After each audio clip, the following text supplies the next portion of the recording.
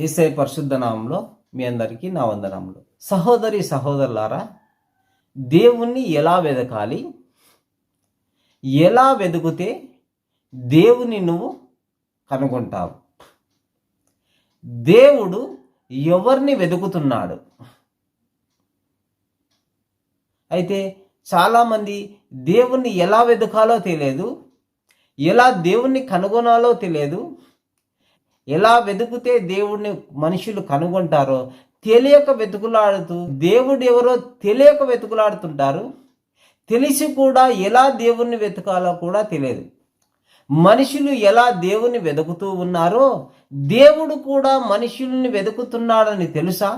కీర్తనల గ్రంథము 53వ అధ్యాయము 2వ వచనం చూసుకుంటే, వివేకము కలిగి దేవునిని వెదకువారు కలరేమో అని దేవుడు ఆకాశం నుంచి నరులను పరిశీలించుచున్నాడు.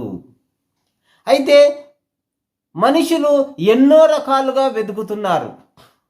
కొందరు వెండి కోసం వెతికే వాళ్ళు ఉన్నారు, కొందరు బంగారం కోసం వెతికే వాళ్ళు ఉన్నారు, కొందరు ఉద్యోగం కోసం వెతికే వాళ్ళు ఉన్నారు, కొందరు గుప్త నిధుల కోసం వెతికే వారు ఉన్నారు, వజ్రాల కోసం వెతికే వాళ్ళు ఉన్నారు, ఐశ్వర్యం కోసం వెతికే వారు ఉన్నారు, అందం కోసం వెతికే వారు ఉన్నారు, వస్త్రాల కోసం వెతికే వారు ఉన్నారు,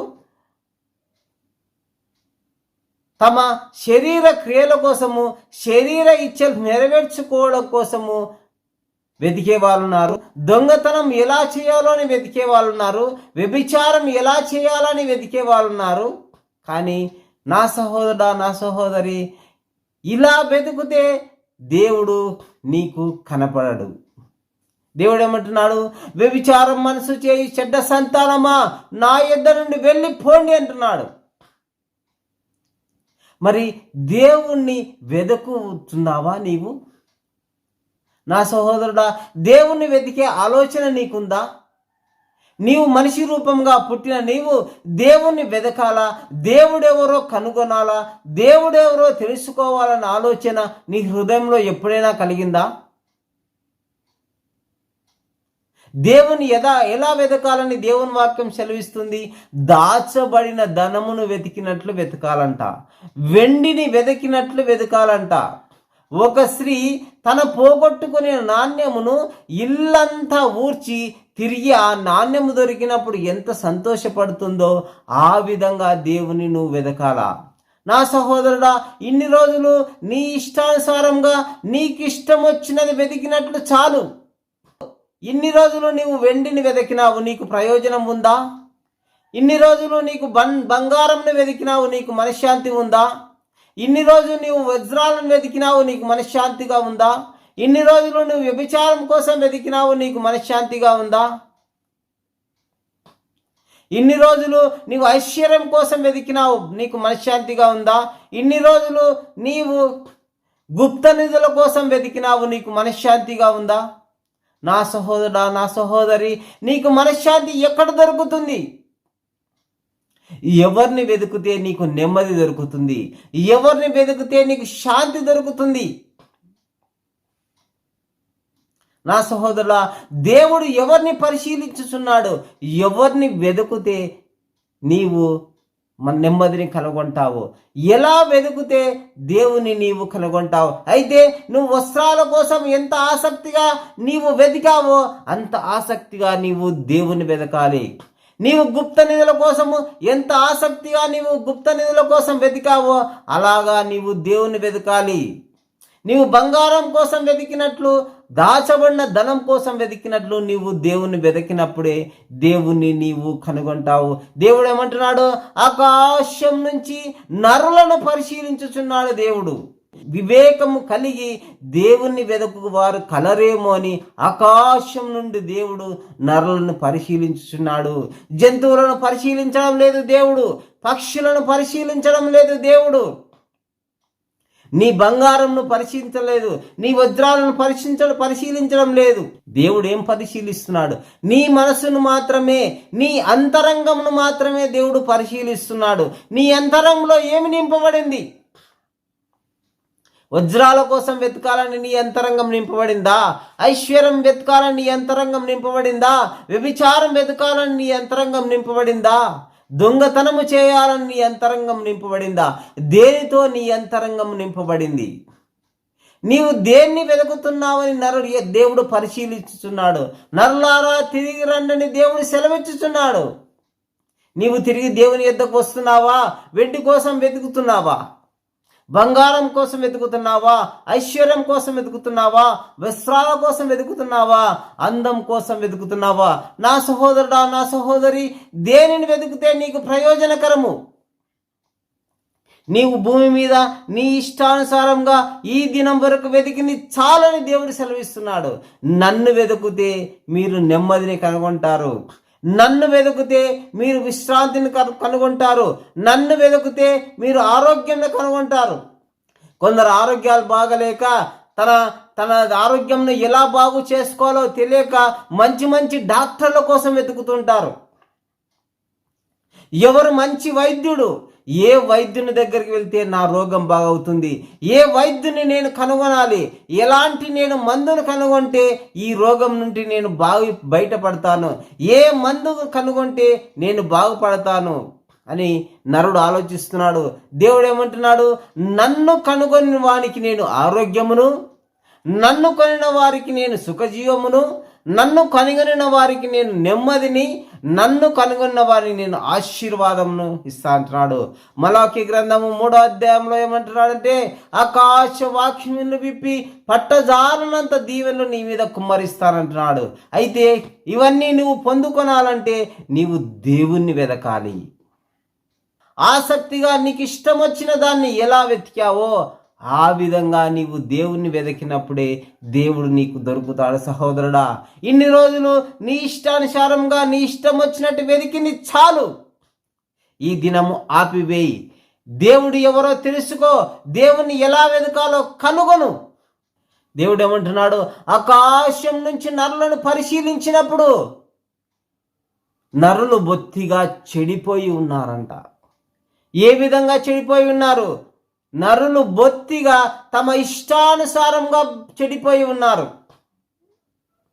కొందరు బంగారం కోసము తన హృదయం చెడగొట్టుకున్నారు. కొందరు వజ్రాల కోసం తమ హృదయం చెడగొట్టుకున్నారు.